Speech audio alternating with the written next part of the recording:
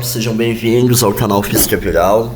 Nessa videoaula a gente vai estar dando prosseguimento, ao nosso curso de eletrostática, onde a gente vai abordar o conceito de carga elétrica e os tipos de eletrização. Como já discutido anteriormente, nós vimos que a carga elétrica é uma propriedade fundamental da matéria. A matéria possui tanto carga elétrica quanto ela possui massa.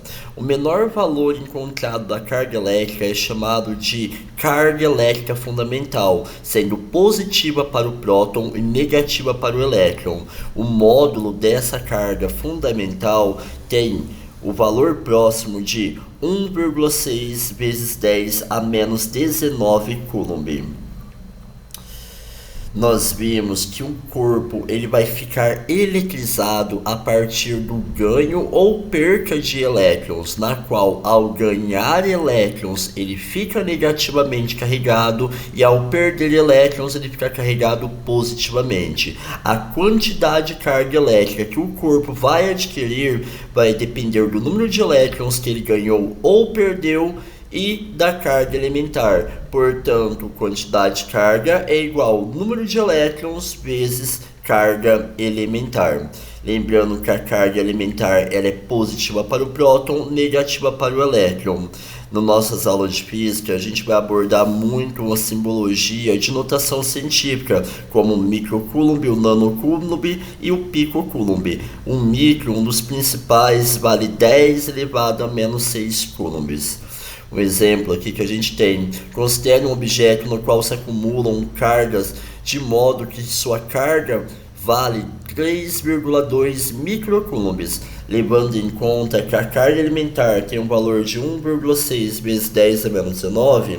As cargas que se acumulam nesse objeto são devidas a prótons ou elétrons. Como nós vimos que o valor é negativo, quer dizer que acumulou elétrons. Lembrando que somente os elétrons são transferidos de um corpo para o outro. E como discutido nessa aula, os processos de eletrização são nada mais do que o escoamento de um corpo para o outro. E em que quantidade, no caso, esse corpo vai ter? No caso, a quantidade de carga vai ser igual a quantidade de carga, a quantidade de elétrons, no caso, que esse corpo adquiriu, vai ser dada pela relação. Se a quantidade de carga é de menos 3,2 vezes 10 elevado a menos 6, e a quantidade de carga elétrica é dada pela relação quantidade de carga é igual ao número de elétrons vezes carga elementar. Portanto, o número de elétrons vai ser a quantidade de carga dividido pela carga elementar. 3,2 vezes 10 elevado a menos 6 dividido por 1,6 vezes 10 elevado a menos 19, 3,2 por 1,6 dá 2. A base, que é o 10, nós conservamos e o expoente subtraímos. Menos 6 menos 19, 13 elétrons acumulados. Aqui a gente tem um outro exemplo. Esse aqui a gente já fez ano passado, então eu vou passar aqui, tá bom? Novamente é para a gente encontrar o número de elétrons. Sabe-se que a carga do elétron vale 1,6 vezes 10 a menos 19. Considera-se um bastão de vidro que foi acritado e perdeu elétrons, ficando positivamente carregado com carga de 5 vezes 10 elevado a menos 6 coulombs. Conclui-se que o número de elétrons retirado do bastão foi de aproximadamente exatamente igual ao exercício anterior. Quantidade de carga é igual ao número de elétrons vezes carga elementar. Quantidade de carga apresentada no exercício, menos 5 vezes 10 elevado a menos 6, igual número de elétrons, o que eu quero determinar, vezes 1,6 vezes 10 elevado a menos 19. Portanto, o número de elétrons vai ser igual a 5 vezes 10 elevado a menos 6, dividido por 1,6 vezes 10 elevado a menos 19. Encontrando o número de elétrons, aqui está desconfigurado, errado, igual a 3,1 vezes 10 elevado a menos 13. Agora a gente vai falar um pouquinho sobre alguns princípios da eletrostática. Um princípio que todos nós já ouvimos falar é o princípio de atração e repulsão. Cargas de mesmo sinal se repelem, cargas de sinais opostos se atraem. Podemos observar aqui dois pêndulos na qual com cargas positivas repelem, cargas negativas também se repelem. Agora, quando eu tenho um negativo e o outro positivo, o que acontece? Nós temos a atração. Depois a gente vai discutir isso mais a fundo lá na quarta aula nossa, tá bom? Outro princípio da eletrostática muito importante é o princípio de conservação das cargas elétricas. As cargas elétricas, elas não são criadas nem destruídas, elas simplesmente são transferidas de um corpo para o outro. Observemos o exemplo aqui, a qual a soma algébrica da quantidade de cargas elétricas inicial em um sistema isolado deve sempre permanecer o quê? Constante, tendo cargas de para o corpo A 5Q, para o corpo B 7Q e para o corpo C de menos 10Q, a soma algébrica deles daria 2.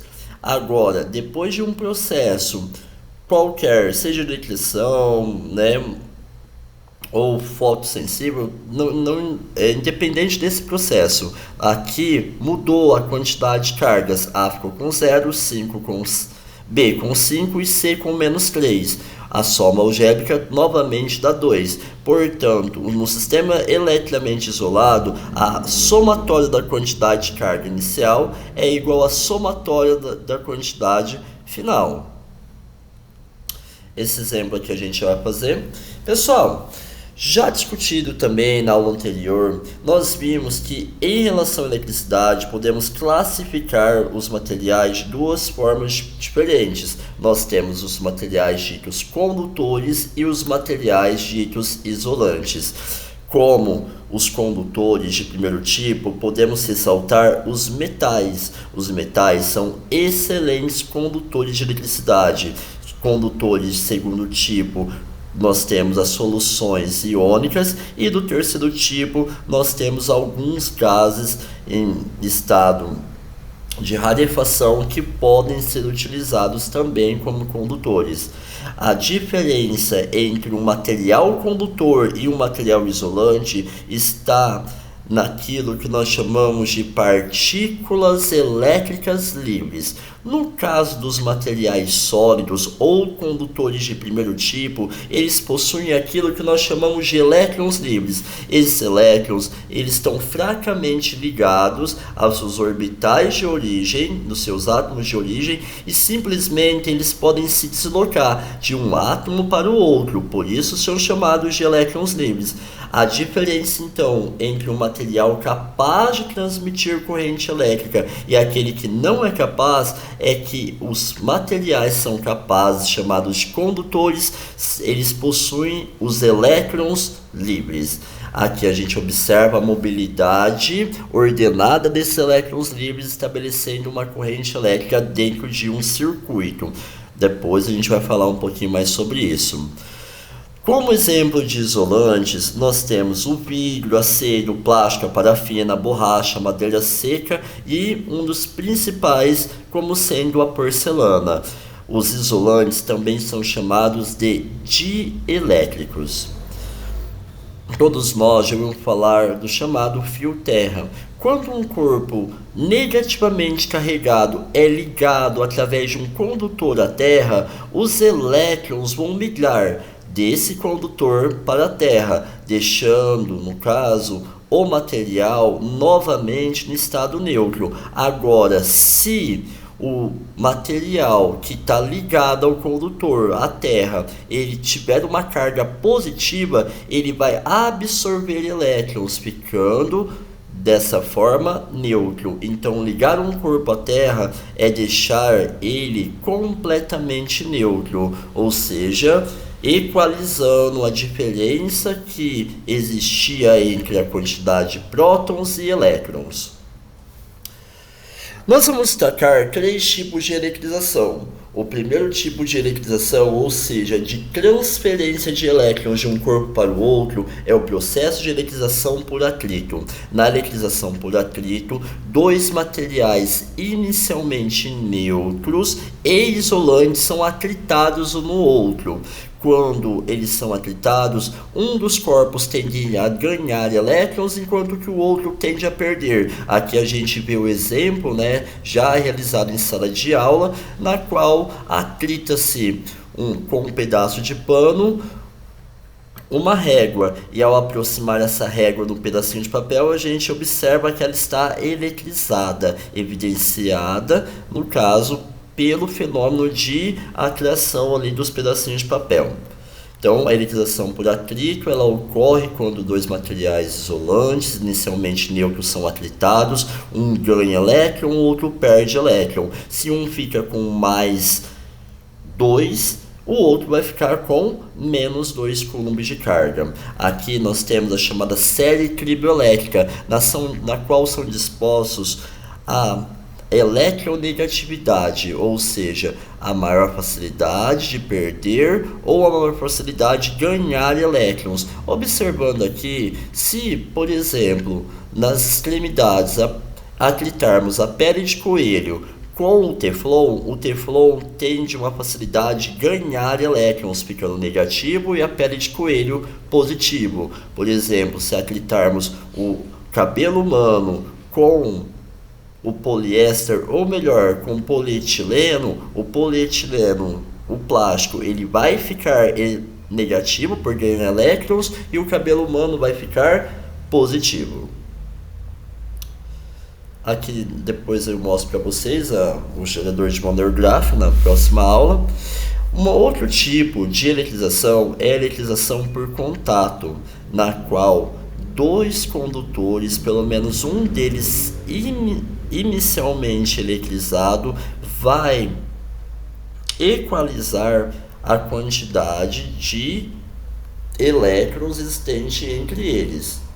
Tendo dois corpos inicialmente, ao entrar em contato, as cargas elas serão divididas. Como, por exemplo, eu tendo um corpo A com carga de mais 4C, eletrizado, um corpo B inicialmente neutro, ou seja, com a quantidade de prótons e elétrons iguais.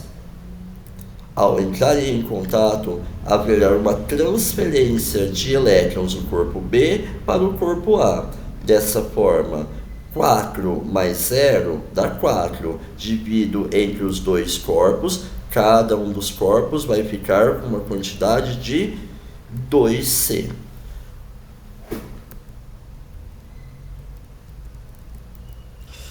A eletrização por indução, ela acontece através da separação de cargas. Nós temos um corpo chamado de indutor e um corpo chamado de induzido. Acontece esse processo em 3 partes. Primeiro, aproxima-se o indutor, que é um corpo inicialmente eletrizado, de um corpo inicialmente neutro. Aqui nós podemos observar que esse bastão inicialmente com cargas negativas aproxima dessa esfera condutora inicialmente neutra. Quando aproximamos o negativo, atrai o positivo, ou seja, nós conseguimos observar uma separação das cargas elétricas.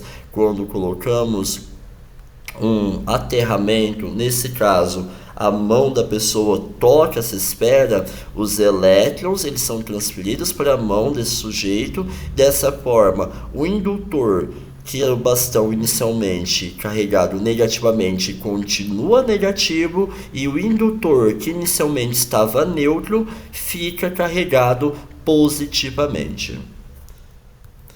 Aqui a gente consegue observar a ação de um pêndulo elétrico, na qual a gente vai realizar essa experiência futuramente. Valeu, pessoal, brigadão e até a próxima aula. Estudem para as provas.